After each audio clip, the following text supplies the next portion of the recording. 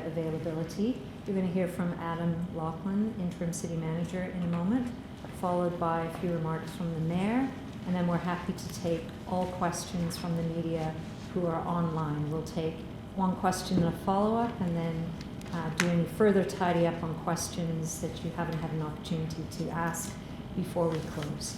Thanks, everybody. Go ahead, Adam. Thank you, Katrin, and thanks for joining us today. I want to provide you an update on some of the impacts to our workforce and share some difficult news with you today. As we've relayed in recent weeks, the toll that COVID-19 has taken on our community is significant. Our people and our economy are hurting. Our services are reducing. This morning, Council has been discussing how we are responding to the ways COVID-19 is affecting our lives. We're making hard decisions about how to manage the cities in a sustainable and responsible way. We need to cover the growing financial gap the city is experiencing due to this pandemic. The financial reality is that we're facing a $168 million shortfall by mid-September. Our current projections show lost revenue, lower demand for city services, and increased costs associated with our COVID-19 response. We must cut back, and today we are. First, we will manage our vacancies. Where we have vacancies, we will leave those jobs unfilled if that position is not mission critical. Now is not the time to bring in new staff, so we have canceled recruitments. If you are considering employment with the City of Edmonton or a career with the City of Edmonton, we appreciate your interest, and we regret that we cannot proceed at this time. Second, we will manage redeployments.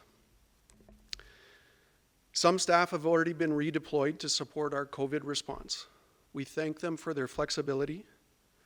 This approach has helped reduce the impact of previous layoffs, and it will do so today as well. We normally bring in seasonal staff for summer programs and outside maintenance work, and we will rely on existing staff to do this work. Some of the colleagues who were slated for temporary layoffs may be redeployed to these positions. The third step is the most difficult.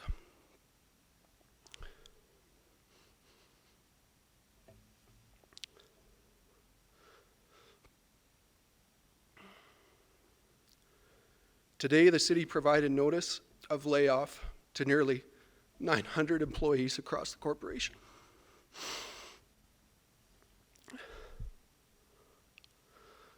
The people affected by this were informed this morning.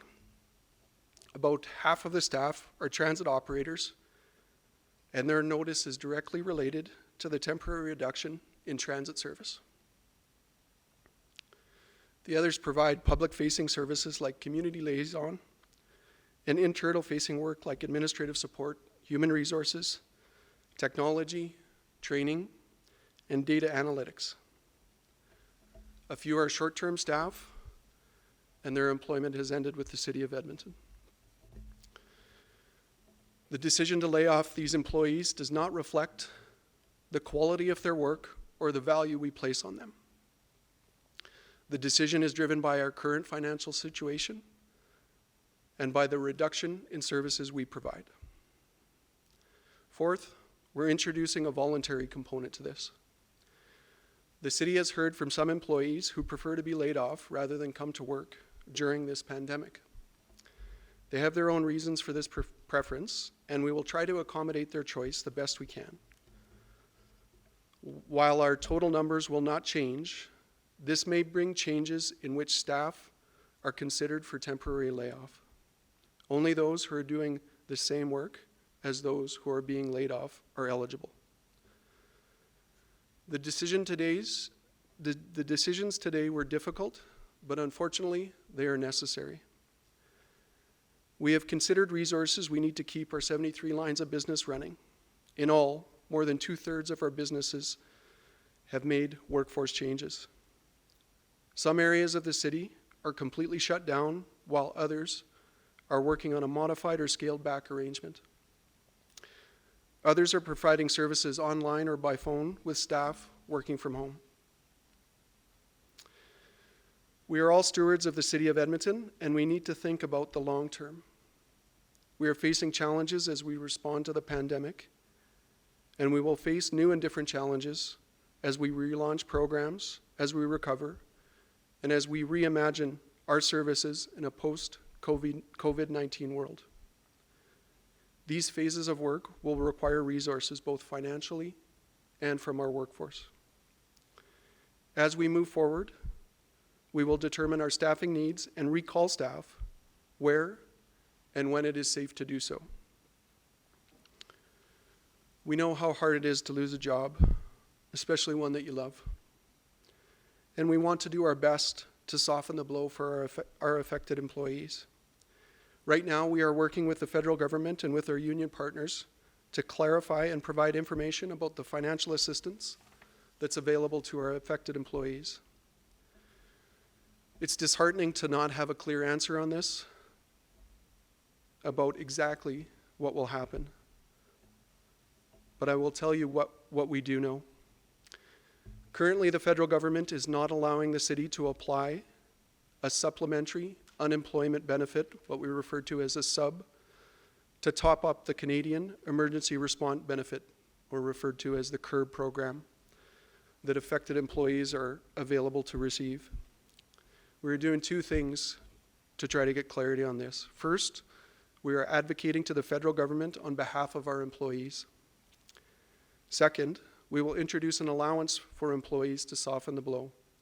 For many, this might mean less than the 75% of their salaries that we were hoping to get, but we do not have the exact numbers, and we continue to call upon the Government of Canada to address this outstanding issue. The supplement, as we mentioned previously, will happen for up to 8 or 16 weeks, depending on the employee's status, whether that's temporary or permanent. Today is particularly hard for those who have received a temporary layoff notice. It's also difficult for all other city employees seeing their colleagues manage this situation. I want to sincerely thank our employees for taking care of one another right now. Thank you for living the values of the organization every day and for the part you are playing in seeing us through this pandemic. In the face of great difficulty, you remain an impressive community of people dedicated to making the lives of Edmontonians better. I'll now turn it to the Mayor for his comments. As we transition to the Mayor, I want to also thank our interpreters, Deanne Deondrad and Kevin Cope, for their services. Over to you, Mr. Mayor.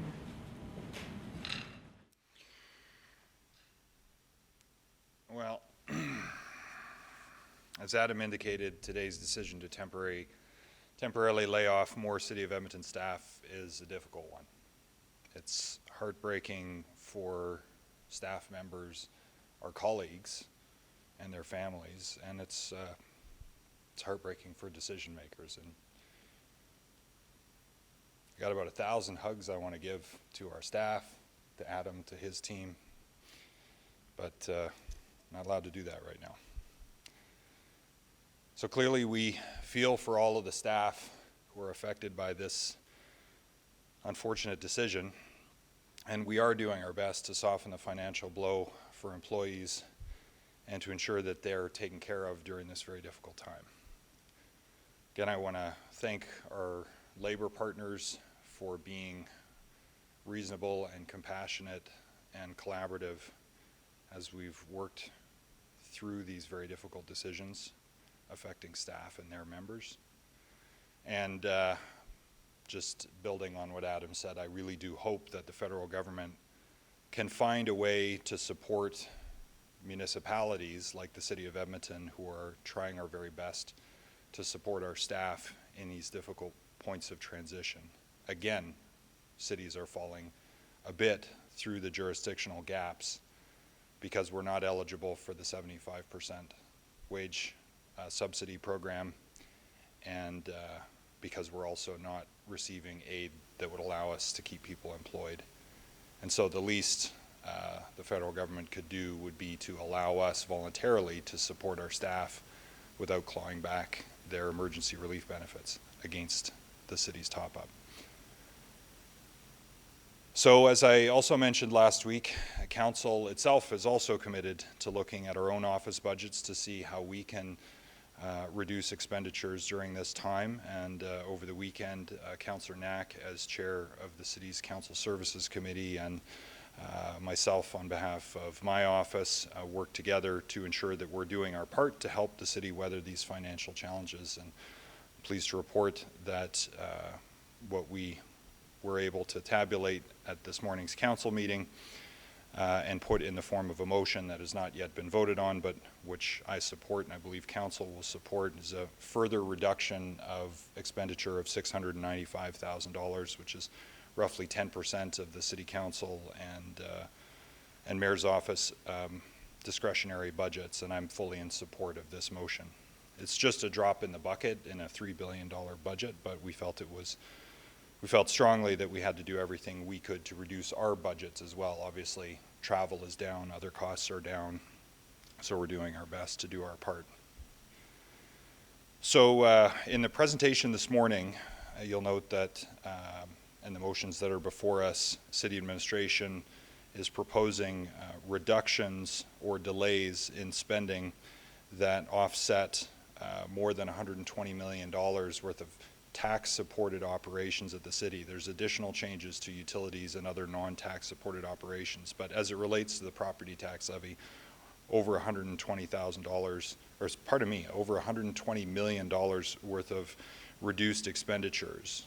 Without those efforts, property taxes would be 7.6% higher than they're proposed to be right now, which is 1.4%, which is again down from what we had looked at last year. So I really want to thank administration for their efforts to reduce expenditures against our falling revenues. Regrettably, a big part of that is the further staff layoffs that we're announcing today. But that does make it challenging to further reduce the budget, though there will certainly be further debate today and beyond at other measures that may be necessary to reduce expenditures. When you put our 1.4% together with the reduction in the education property taxes, thanks to the way the education property tax levy works out, the average Edmontonian taxpayer, business and residential, your property taxes will actually be lower than last year because education property taxes are going down quite significantly. So the average taxpayer will already see a reduction from last year's tax bill, plus or minus the shifting in their relative value of their property against other properties. So significant efforts have been made on the part of city administration and council in order to reduce expenditures against our falling revenues and do our best to maintain essential services during this difficult time. So at this point, happy to take your questions. Thank you. We'll take questions from the media in order. I'll go to you first, Dustin Cook at the Journal. Go ahead, please. Hi, thank you very much for taking my question. Obviously a very difficult day at the city. I think my question is for Adam. If the decisions made today by council, if passed, on the floor to reduce the expense budgets and potential backstop from higher levels of government, would these layoffs be revisited, maybe lessened? You know, what would a backstop mean, and does this, you know, cement the urgency to get a backstop from a senior level of government? So I think if we did receive a backstop from another order of government, there may be some work that we have intentionally paused to respond to the economic environment that we're in right now could be revisited, but there are service level impacts that we're experiencing in terms of the ability to use some of the services like the rec centers and our reduction in transit, so it becomes difficult to identify that a backstop would result in a change related to that. But I think there were some programs that we consciously paused or have stopped to respond to the specific expenditure reduction that's required. So if there is a level of backing, that is something we could revisit. However, I do want to caution that our projections are actually only in terms of this current budget reduction, COVID-19 specific budget reduction, only takes us to mid-September. And we're not sure what the recovery looks like. So I think it's premature to commit to anything other than to say we would, and I think the mayor will say this, we would gladly take support from the federal or provincial government to manage through this financially. But we'd have to see what that is and evaluate that against current priorities, current service levels, and our forecast for what a relaunch, a recover, or a reimagine might look like. Thank you, Justin. Did you have a follow-up to that question? I do, yes. So on the other side, if there is no backstop or if this persists, as you said, past mid-September, will there need to be more layoffs potentially? Yeah, we provided an update to council, or we have on a number of occasions, that if we didn't see a recovery in any form, the numbers grow significantly to, I believe, around $270 million in terms of revenue impacts for the city of Edmonton. And so we're hopeful that by the time we come to September, we're starting to see, and this came up in the discussion with council today, some form of recovery, not knowing what that would look like. So we're cautiously optimistic, but it's certainly really foggy in terms of what that outlook would look like beyond September. Thank you, Dustin. I'm going to go next to Natasha Reeve at the CBC. Go ahead, Natasha. Hi there, can you hear me? We sure can. Thank you. Okay, great. Adam, could you comment a little bit on the difficult decision to lay off that many staff from transit specifically, but also other departments? How extensive were the conversations with other managers like Eddie Robar, et cetera? Very, very difficult decision. Our executive leadership team spent hours working through these reductions and the consideration of these temporary layoffs. Many hours working directly with our branch managers and our directors to understand the business impacts associated with these changes. And it's been one of the most difficult things I think I've had to do in my career at the city. Do you have a follow-up, Natasha?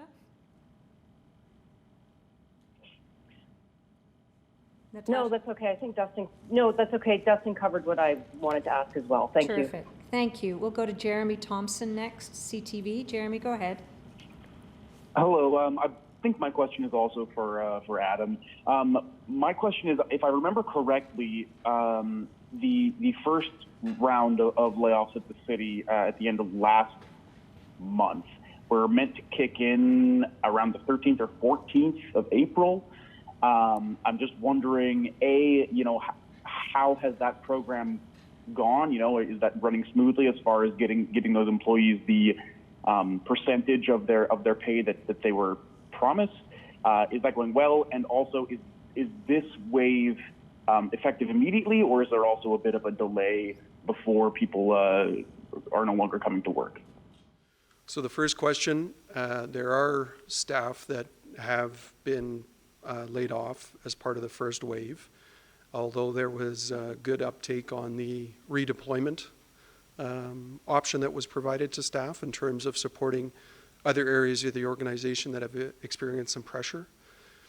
And then in terms of the commitments or the desired outcome that we were hoping from an EI plus a sub-plan, there's been certainly a significant impact on that on the basis of the changes that the federal government made. The EI option was removed and replaced with the CURB program, and that CURB program has a limitation in terms of the amount of top-up, and so that has impacted some of our employees, to which we're currently working through how to best support them during this time. And then in terms of the second question, which is what does this mean today? Today is similar to the first wave. Today is a notice to the employees, and it's a two-week notice that at the end of those 2 weeks they may be laid off. But this does provide them the opportunity actually to volunteer for the redeployment program and for us to maximize the number of current resources within the organization to support the pressures that are in some of the other areas if their skill fits that, or to support seasonal programs that we need to continue to provide. So today is a tough day because it is notice, but it does provide employees some options in terms of redeployment, and that decision point would happen over the next 2 weeks. Did you have a follow-up question, Jeremy? Yeah, I just wanted to make sure I understood correctly about the CERB role in supporting those employees who had already been laid off. Can you walk me through that again? I want to understand fully. So typically when an employee is laid off, they would pursue employment insurance.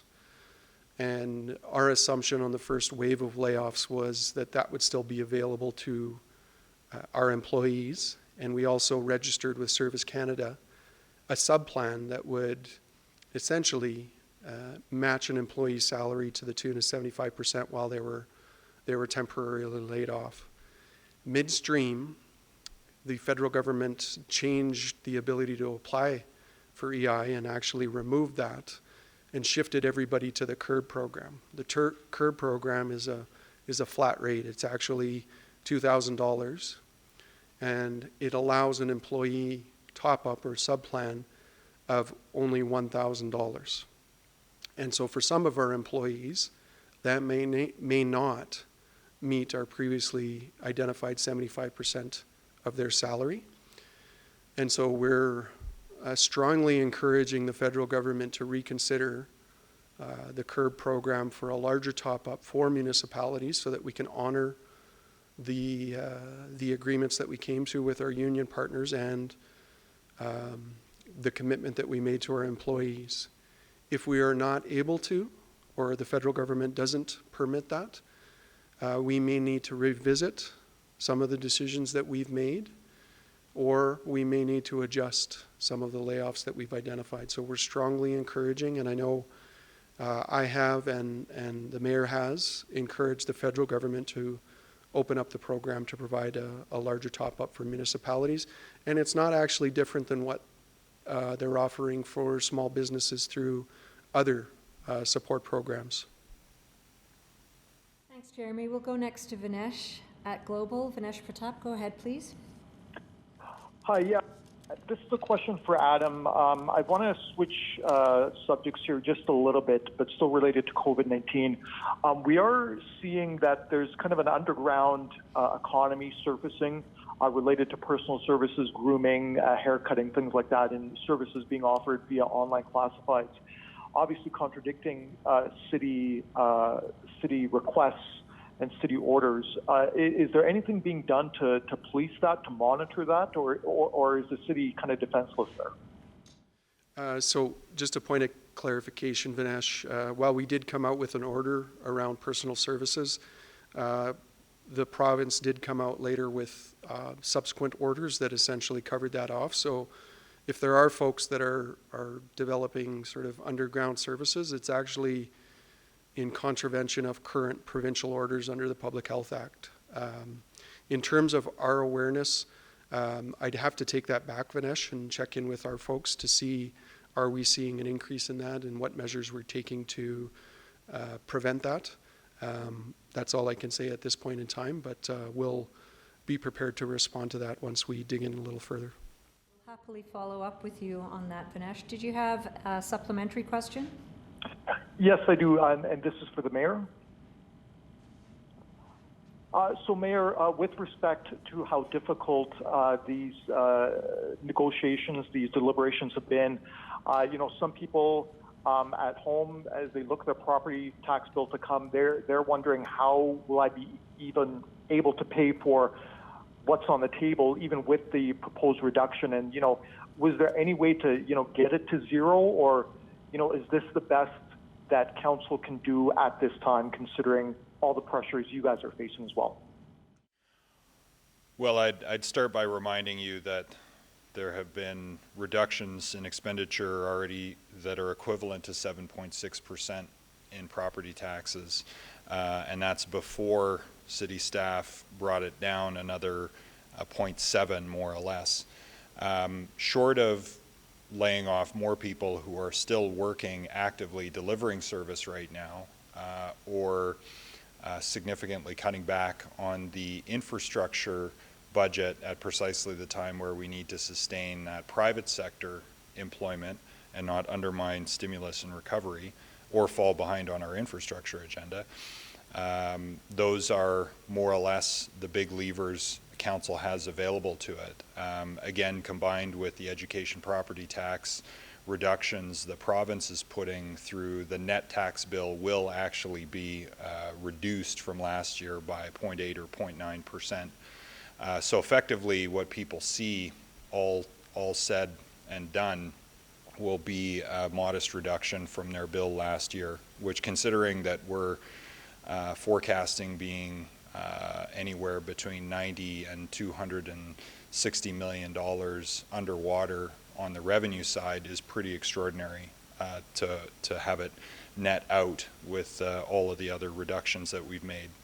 So short of additional layoffs of people who are still delivering essential services or a major reduction to the capital budget, it would be challenging to find another sustainable reduction of $23.5 million is what it would take. There is we understand, a proposal coming forward to reduce the tax levy by that amount by drawing from the financial stabilization reserve, but without actually reducing the ongoing expenditures associated with the ongoing revenue of the property tax. That amounts to introducing a $23.5 million structural deficit to the city of Edmonton on an ongoing basis. This is what happened in Calgary over several years when they drew from reserves to cover inflationary pressures, and then when it catches up with you, which eventually it does, you get either a huge need to reduce costs, which you should have done in the first place if you weren't going to bill people transparently for the costs of doing business, or you have a massive tax increase to catch up for it. And our council, every time in my time here, 13 budgets now, that's been suggested, even though it makes great politics. It's really bad fiscal policy, and so I'm hopeful that council won't be tempted to cover ongoing expenditures without real reductions in the budget on a permanent basis to go with them. Just drawing down the reserve at a time where we really do need the rainy day reserve in case this gets worse is doubly imprudent from my point of view. Thanks, Vinesh, and thank you for your patience, Carly. Carly Robinson, City News, you're next. Hi there. My question would be for Adam about the redeployment jobs, and how many of these, do you have an estimate on how many there are? Have these already happened, or is this some of the 900 being laid off today will have the option to take these jobs, and what areas will they be in?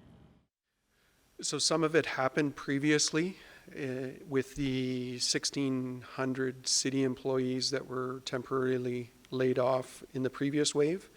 They were provided redeployment opportunities, and as an example, one of the areas that did have growing pressures at that time was actually our ability to continue to clean the buses before redeployment, before putting them out to service.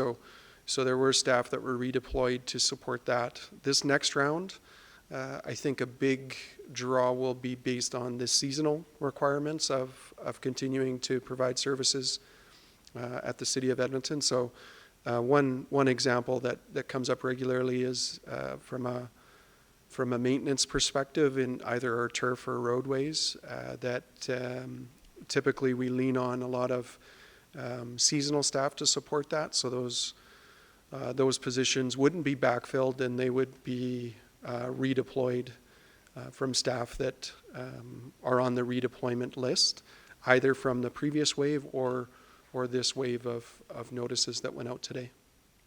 And in terms of the numbers, I don't have that specific information at my fingertips, but we can certainly, if we have that, provide that to you. So Carly, that's everything from pothole maintenance to grass cutting. Did you have a follow-up question? No, everything was already answered. Thank you. Thanks, Carly. Are there any remaining questions from our media online before we wrap up? Hi, yes, I just have one question for clarification from Adam. Go ahead, Vinesh. Hi, so Adam, I apologize, it's not my forte here, but the mayor indicated that there are about, with today's decisions and whatnot, there's about $120 million in reduced expenditures. How does that number kind of jive with that mid-September shutdown number, that 163.7? So, you know, if there's 120 million in savings or reductions now, does that 163.7 million, does that number reduce as well? Actually, Vinesh, that's a combination. The 127 is actually our tax levy amount with our increased COVID costs as a result of the response. When you add that to our waste utility and our development services work, that's how we get to the larger number. So it's actually a combination of three things. It's the tax levy, it's the waste utility, and it's the development services work, which is a user fee service. So I guess I'm still confused in terms of the mid-September shutdown scenario. With today's kind of moves and decisions, does that number fall subsequently as well? So if I'm getting your question, are we managing below what our expenditure reductions are, or are we managing to what our expenditure reductions are? Is that your question? Right, Ganesh? yeah. Yeah, I'm just trying to figure out, you know, so the initial numbers we've seen in the presentation, does that take into account the expense reductions, or do all the numbers have to be recalculated now? No, it takes into account the expenditure reductions. So the 127 added to the waste utility and the development reserve get closer to, and I don't have it in front of me, but I believe it's 168. 168. And the expenditure reductions that we've identified, which are one-time reductions, and this is where it could get a little confusing because we have the permanent tax levy adjustment that we're adjusting from the pre-COVID state to the one-time adjustments because of COVID. Our expenditure reductions meet that requirement. They don't exceed it at this point in time. Thanks, Vinesh. Are there any further follow-up questions? Just one last one, please. I see no one taking us up on that. Thank you very much for your time this afternoon, and we'll be in touch with you again soon. Goodbye, everybody.